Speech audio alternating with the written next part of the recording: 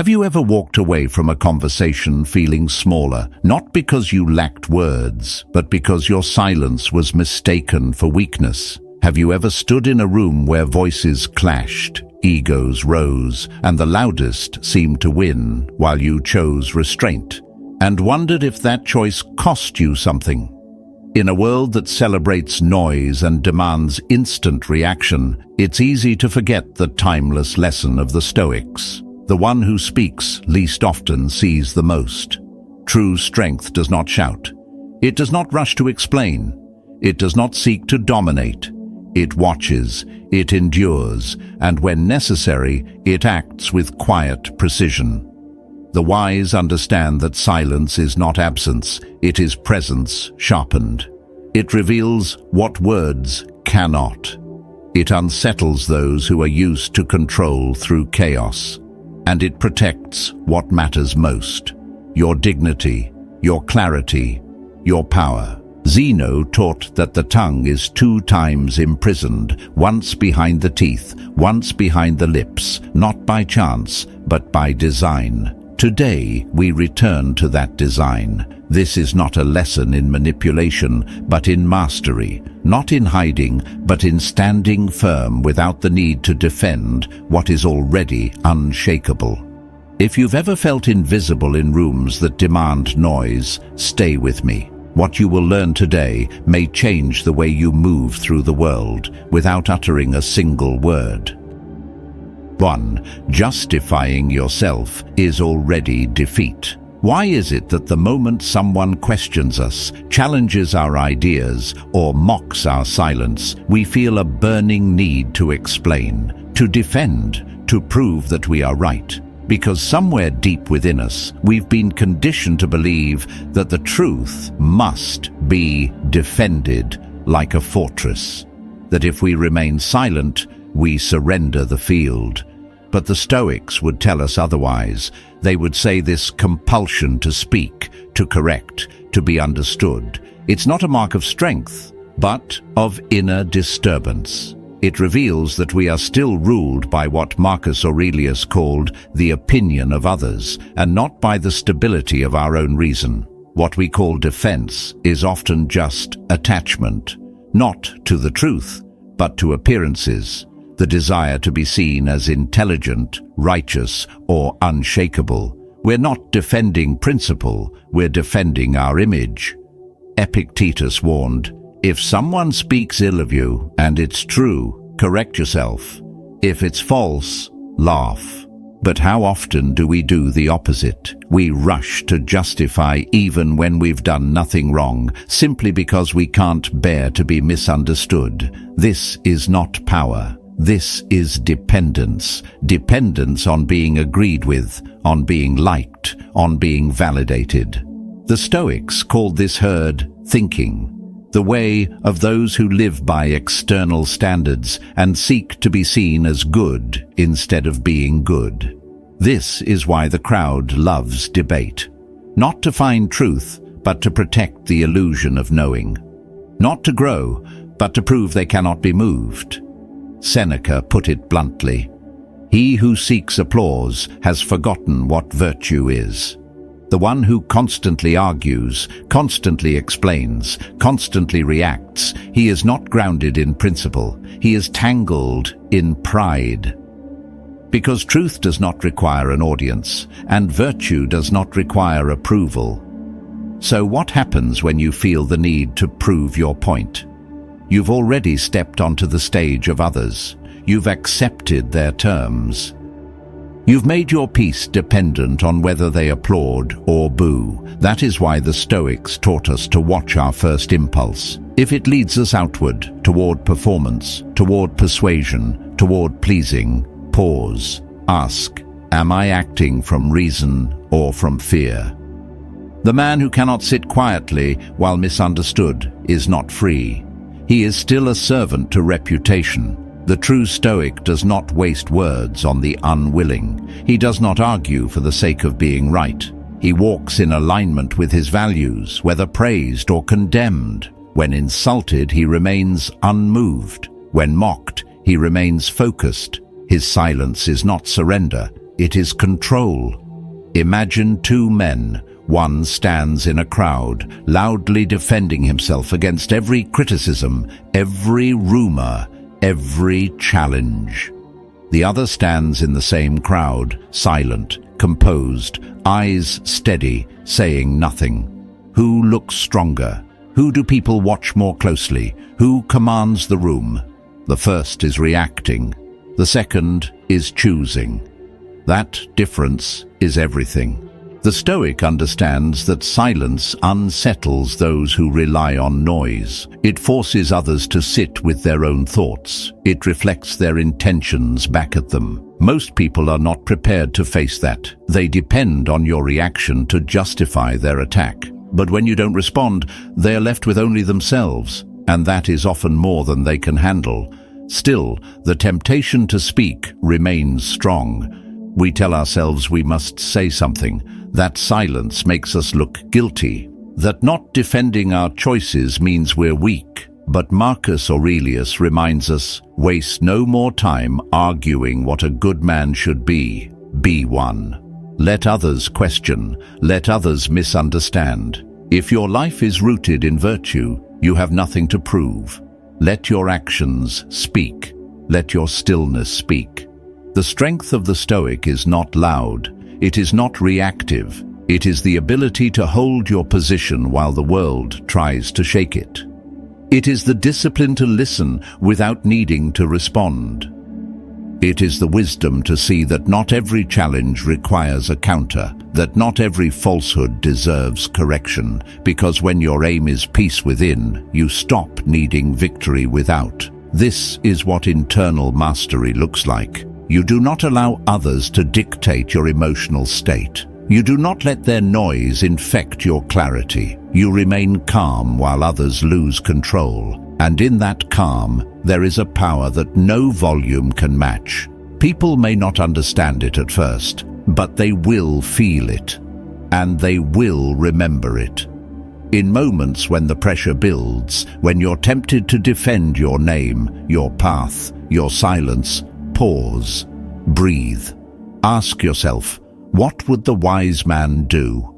Would he throw his peace into the fire of another's confusion? Or would he remain where strength lives, in stillness? The Stoics teach that the wisest man is the least reactive, not because he is detached, but because he is discerning. He knows the cost of every word. He knows that most arguments are empty rituals performed for the approval of others, and he refuses to participate. So how do we walk this path in a world that demands explanation? We begin by understanding that dominance does not come from overpowering others with words. It comes from not needing to. Power is felt most deeply when it is held, not displayed. And silence, when rooted in reason and virtue, speaks louder than any speech. The question is no longer how to win an argument. The question is, do I need to argue at all? If your values are clear, if your choices are aligned with reason, if your conscience is clean, what else is there to say? As Epictetus said, don't explain your philosophy, embody it. Let your presence carry the message. Let your composure become the rebuttal. Let your restraint be the lesson. The man who cannot be provoked teaches without teaching. So what does this look like in action? You're insulted in public. Remain silent. You're questioned by those who don't seek understanding. Stay centered. You're misunderstood by people unwilling to listen. Let them talk. Say little. Do much. And watch how others begin to adjust around your gravity. This is not weakness. This is command. The kind that is quiet, invisible, but undeniable. The kind that transforms not by force, but by influence. This is how you shape the world without shouting. This is how you rule yourself, while others are ruled by emotion. And that is the only kind of power worth pursuing. In the next part, we'll go deeper. We'll explore the Stoic figure who embodies this presence, this restraint, this quiet authority. because from this moment on, silence is no longer empty. It is your most formidable weapon. 2. Command without words. The Stoics did not write for the easily comforted. They wrote for those willing to confront reality, not the surface, but the raw, often uncomfortable truth that lives within. Their words were not designed to entertain the crowd or win applause. They were meant to awaken a deeper strength, a strength found not in reaction, but in control, not in proving, but in presence. While the masses live tangled in conventions, craving praise and fearing rejection, the Stoic stands apart. He does not follow the noise of the world. He listens to the voice of reason within. This figure, the one who lives not to please, not to argue, but to master himself, is rare. He walks quietly. He speaks sparingly. And yet, when he enters a room, his presence shifts the atmosphere. People notice not because he demands attention, but because his self-possession exposes their own lack of it. He is not ruled by impulses. He does not leap to defend his pride. He is deliberate, not because he is passive, but because he knows where true power lies. Silence to him is not empty space. It is the language of discipline. It is the boundary that separates him from the games others play. While others debate to be right, he remains still. While others posture, he watches. His silence is not avoidance. It is action restrained until necessary. It is a fortress built from calm observation. And from that fortress, he sees clearly. This silence is not the absence of courage. It is courage purified. The kind that says, I do not need to explain myself to be at peace. I do not need to be loud to be firm. I do not need to control others because I have already learned to control myself. This is the highest form of Stoic strength. It is not about dominance over others. It is about freedom from needing to dominate at all. When others shout, he responds with a gaze. When they mock, he responds with stillness.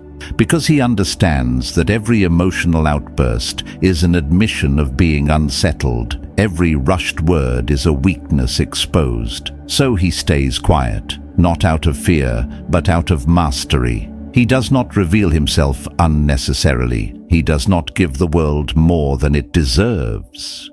His silence becomes a mirror. And in that mirror, others see their own noise, their own imbalance, their own need for reaction. Think of the general who stands before his soldiers without raising his voice, yet commands absolute obedience. Think of the judge who speaks only when the room is silent, and whose few words shape the fate of others. Think of the elder who says little, but whose presence still calms the restless. These are not just examples of authority. They are examples of restraint, sharpened by reason. The Stoics believed that self-mastery begins when you stop being pulled by every impulse, every comment, every insult.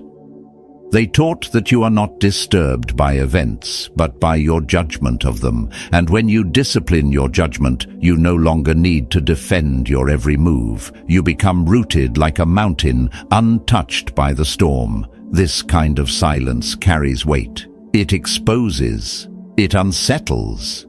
Because most people are not used to it. They are used to conflict, noise, immediate replies. When they push and get no reaction, they feel the absence as a challenge. They feel small in front of someone who does not flinch. And in that discomfort, they start to make mistakes. They reveal their intentions. They show their fears. And the Stoic, calm, composed, sees everything without needing to speak. That is the silent power of the man who governs himself. He does not provoke, but he cannot be provoked. He does not react, but he is always ready to act with clarity. His words are few because each one matters. He speaks when the words serve virtue, not vanity. He speaks when the moment calls for wisdom, not performance. This silence is not a performance, it is a principle. The Stoic does not withhold words for effect, but because he respects the energy they cost. He knows that attention is currency, and he spends it with care. While others scatter their voice in every direction, he channels his in one toward purpose. In this way, silence becomes a shield. Not the kind that hides, but the kind that repels what is unworthy. Guilt cannot manipulate him. Praise does not seduce him. Criticism does not shake him. Because he is not playing the same game as the rest. He lives by a different code, one written not on the opinions of the crowd, but on the scroll of reason and virtue. Now, this raises a question. Why does this kind of silence disturb so many people? Why is it that someone who simply chooses not to react becomes the target of suspicion, irritation, or even fear? Why is composure seen as defiance? The answer is simple. In a world that thrives on noise, silence exposes the emptiness beneath it. In a culture that rewards immediacy, patience feels threatening. The calm man forces others to look at themselves, and most people are not ready for that. So they talk louder, they provoke, they try to shake the silent one, not because he has done anything wrong, but because his presence reveals what they lack. But the Stoic, grounded in virtue, remains still.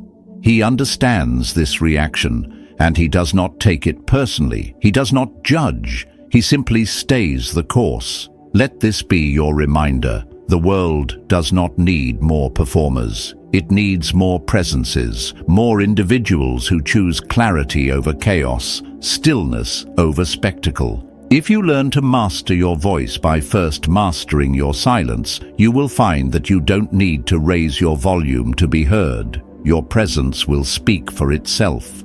So if this part of the journey speaks to you, if you've ever felt the weight of needing to explain yourself, and now you see a better way, type "still" in the comments. Let it be your quiet affirmation, and if you want to keep walking this path with us, subscribe now. Not because you were told, but because you feel the pull towards something stronger. In the next part, we'll explore exactly why silence has this strange power over others, how it stirs their inner chaos, and how you can remain unmoved in the face of that storm.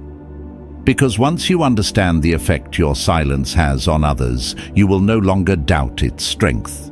You will know fully that the quieter you become, the more power you carry. 3. Silence reveals what noise hides. Silence is not simply the absence of sound, it is a mirror, and for many what it reflects is unbearable. When you choose not to respond, not to argue, not to explain, you're not just restraining yourself. You're inviting the other person to hear their own words echoing back at them without interruption. And this, for most people, is deeply unsettling, because they weren't speaking to express truth. They were speaking to escape it.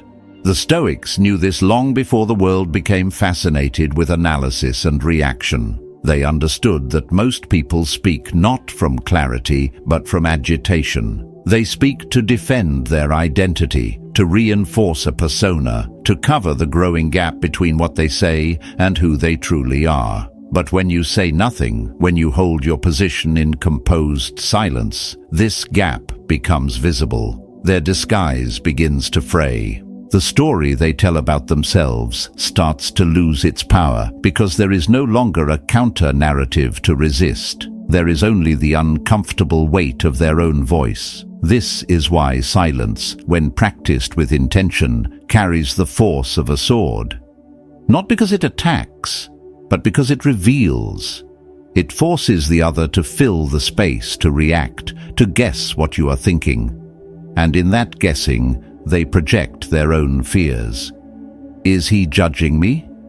Did she notice I'm unsure? Why isn't he reacting? What does he know? These questions are not spoken aloud, but they erupt in the minds of those who have built their strength on appearances. When you offer no resistance, they begin to collapse under the weight of their own posture. And so silence becomes more than stillness. It becomes a test of who is truly in control. The Stoic passes that test, not because he dominates, but because he does not need to prove that he is unmoved. His restraint is his response. His stillness is his reply. While others fill the air with emotion and noise, he listens, and through that listening, he sees more than words could ever reveal. Imagine this. Someone is trying to provoke you in front of others. They make a pointed remark, perhaps a disguised insult dressed as humor.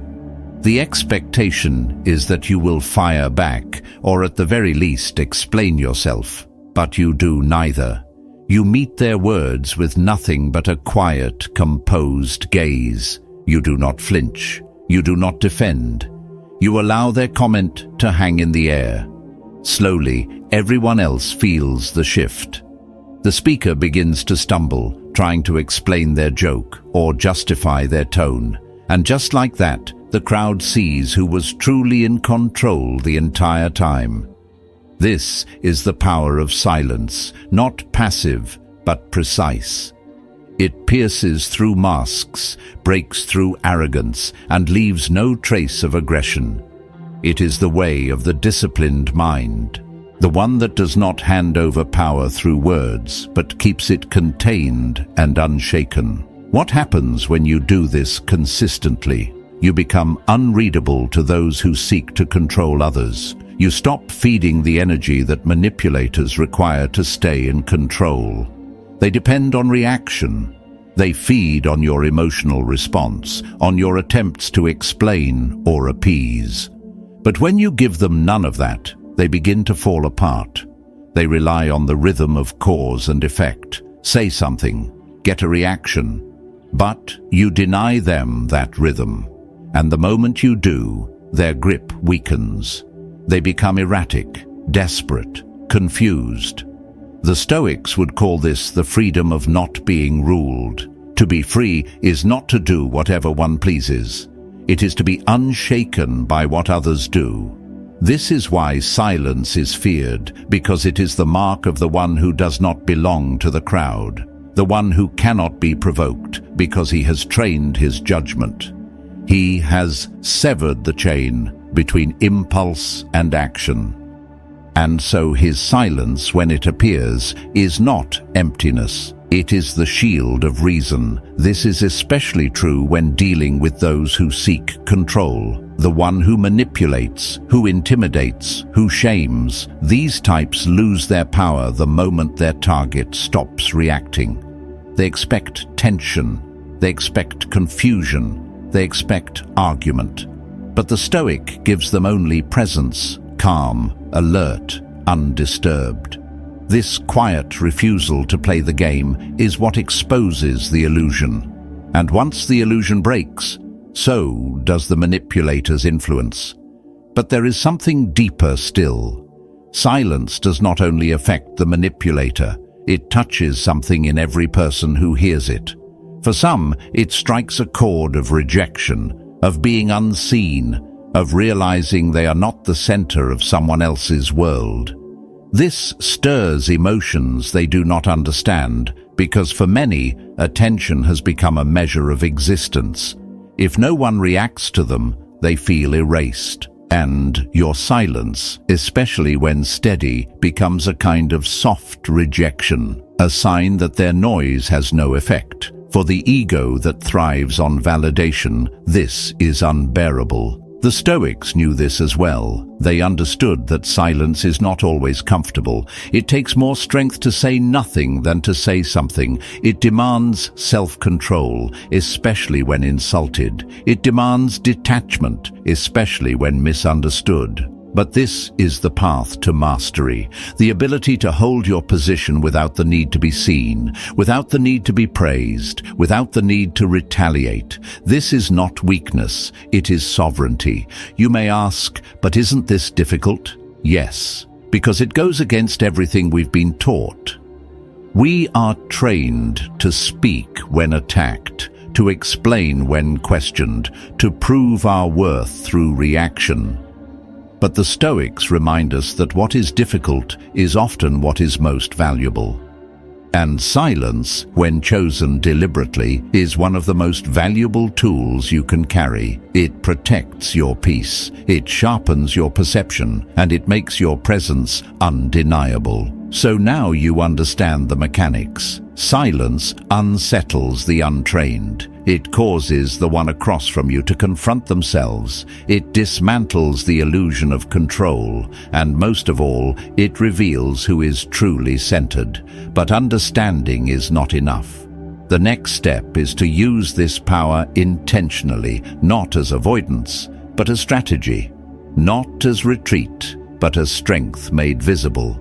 In the next part, you will learn how to turn silence into conscious action, how to use it not merely as defense, but as a means of influence. Because once you understand how to remain quiet in the right moments, you won't just avoid being controlled. You'll begin to shape the space around you, not through dominance, but through unshakable presence. 4. Use silence like a blade. It is no longer enough to understand the strength of silence. You must learn to use it, not as a shield to hide behind, but as a blade forged by discipline. From this point forward, silence is no longer something you endure. It is something you wield. The first lesson in this art is simple, yet it will test your deepest instincts. Be silent precisely when every part of you screams to speak.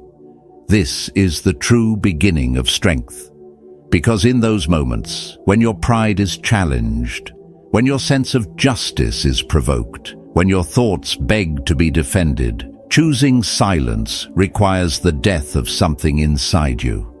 The death of that lingering desire to be seen, to be right, to be vindicated in the eyes of those who do not matter. The Stoics taught that virtue stands on its own. It does not need applause, and truth, if it is real, does not vanish just because it goes unspoken. It remains immovable, like a mountain in a storm. The second principle is observation, not the passive kind that watches with indifference, but the kind that listens with intention. While others fill the air with words, justifications, and noise, you listen, not to reply, but to perceive. You are not collecting ammunition, you are studying. Listening as the disciplined mind listens, catching the tremor beneath the voice, the contradiction between tone and meaning, the gaps between what is said and what is avoided. This is the listening of the philosopher, the one who searches not for opinions, but for essence. And when you finally choose to speak, if you do, your words are not reaction, they are precision. Then comes the weapon of time. Learn to hold silence longer than others can bear. The pause, when used with purpose, becomes tension, and tension is power. Most people fear the space between words. They rush to fill it. But you don't. You let it expand. You watch as discomfort grows on the faces before you.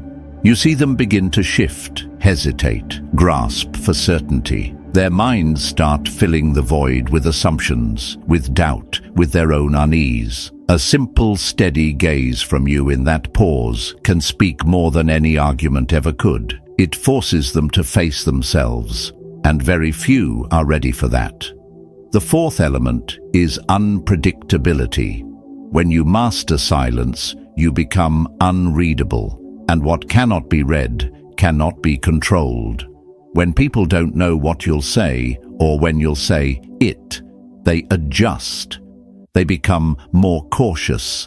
They second guess. They stop attacking carelessly. You shift from reacting to directing, from responding to governing the space. And all of this happens without you needing to raise your voice. At this point, silence is not emptiness. It is weight. It is gravity. But let us be clear, this silence is not the silence of retreat. The Stoics were no strangers to conflict. They did not shy away from speaking when virtue demanded it.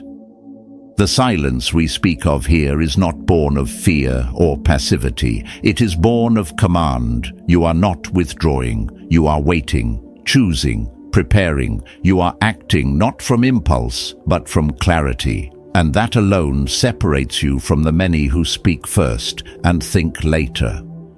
When the right moment comes, you may choose to speak a single sentence, a precise line that strikes not because it is loud, but because it is true.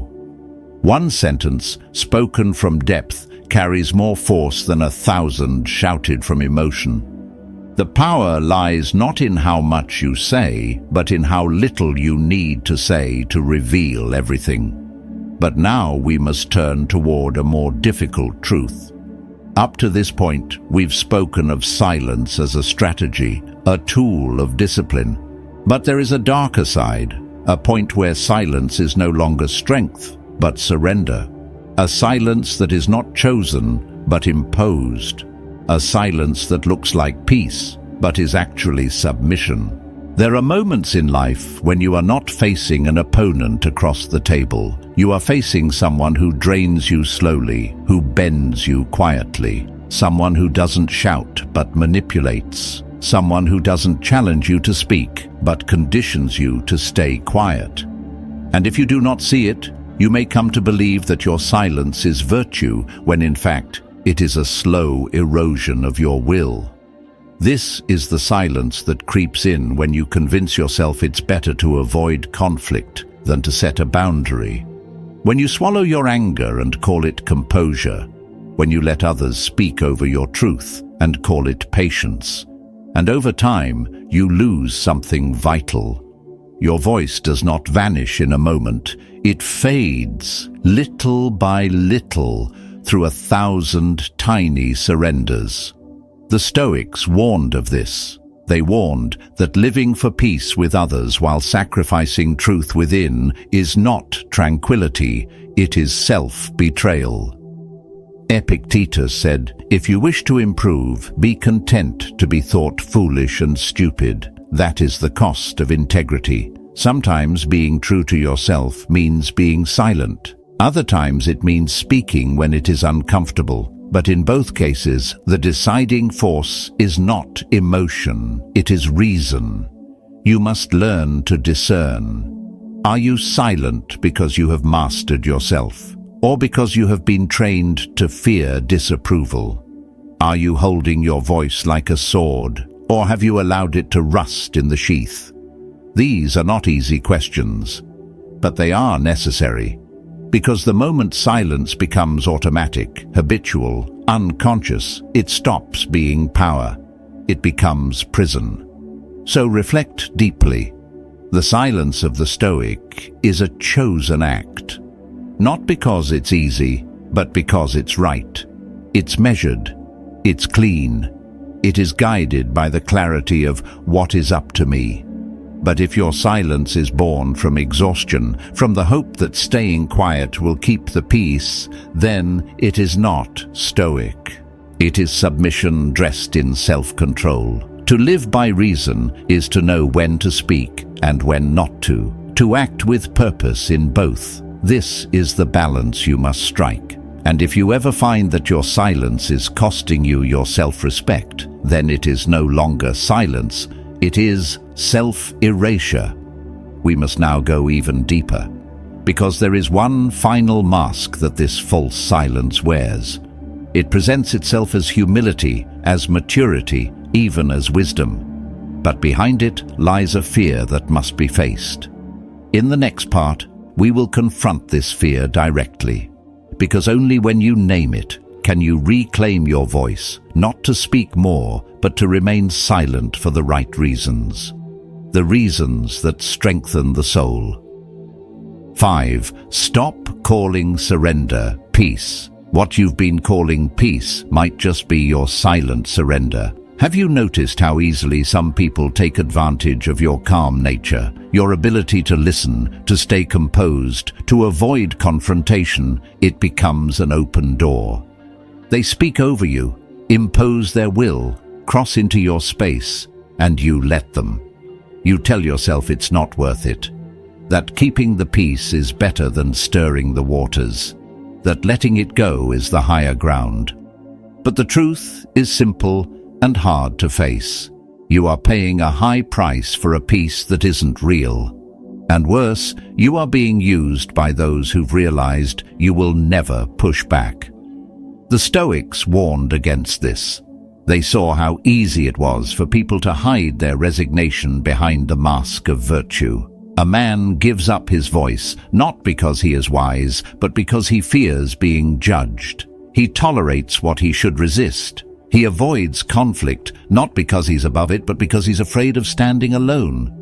The Stoics called this the morality of the herd, a system of behavior created by the timid, not to live with strength, but to survive by submission. But the Stoic path is not one of quiet survival. It is one of courageous self-command, the kind that sees when your silence is no longer a choice, but a chain, when your restraint no longer serves virtue, but serves those who benefit from your absence.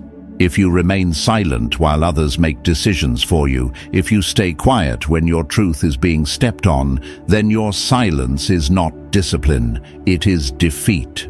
Real silence, the kind worthy of respect, does not come from fear or guilt or the desire to avoid discomfort. It comes from mastery. It is not the silence of someone afraid to speak. It is the silence of someone who owes no explanation. It is the stillness of one who holds their ground without needing to announce it. That kind of silence carries presence. It does not bend. It does not excuse itself for existing. It does not look for approval. It changes the temperature of the room without making a sound. The question is, how do you reach this level? How do you break free from being shaped by others' expectations and begin shaping yourself? The Stoics would tell you to begin by cutting ties with the need to be liked, to stop measuring your worth through others' eyes, to kill the impulse to explain yourself every time you are misunderstood. Let your silence be deliberate. Let it be earned. Let it stand as a sign that you are no longer a reflection of what others want. You are a reflection of who you've chosen to become. And yes, that requires courage, because true silence, born from clarity, isolates you. It separates you from the crowd that needs validation. It forces you to walk through moments where no one claps for your restraint, where no one thanks you for not reacting. But this is where your strength becomes visible, not to the world, but to yourself. Look back at your life. How many times have you swallowed your words, not because you were wise, but because you were afraid? How many times did you say nothing while others decided what your role should be, what you were allowed to feel, who you were allowed to be? That's not strength. That's self-betrayal dressed up as peace. From this moment forward, your silence must take on a new tone. No longer the silence of retreat. No longer the silence that avoids conflict at the cost of self-respect. Your silence must become a boundary. A quiet declaration of self-ownership. Even if no one else understands it, you must. Because who you are doesn't need to be understood. It needs to be lived. And that, more than anything, demands courage. From now on, your silence is no longer surrender. It is sovereignty. Do you have the strength to stay silent when every part of you wants to speak? If so, write your vow in the comments. Choose silence. Let it be more than a phrase. Let it be a quiet declaration that you no longer react just to be heard, but respond only when wisdom calls. Not so I know you made it here, but so you remember why you came. This is about more than strategy. It's about the person you are becoming. Someone who commands not by noise, but by presence. Someone who holds stillness, not as a retreat, but as a choice made from strength. And if this spoke to something deep in you, stay with the journey. The next video will not just build on this, it will open another door. Watch it not for answers, but because your growth deserves to continue. If you're walking this path and it feels right, subscribe. Not out of obligation, but as a quiet step toward the person you're meant to be. The weak shout, the strong stay silent, but the wise, they choose when.